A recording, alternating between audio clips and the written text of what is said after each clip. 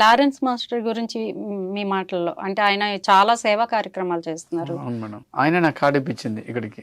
అందరికీ హెల్ప్ చేస్తూ ఉంటారు. ఆయన నాకు కార్డు ఇప్పించింది. ఆయన బాగా హెల్ప్ చేస్తాడు మేడం. చిన్న హెల్పింగ్ గుణం ఉంటుంది చాలా.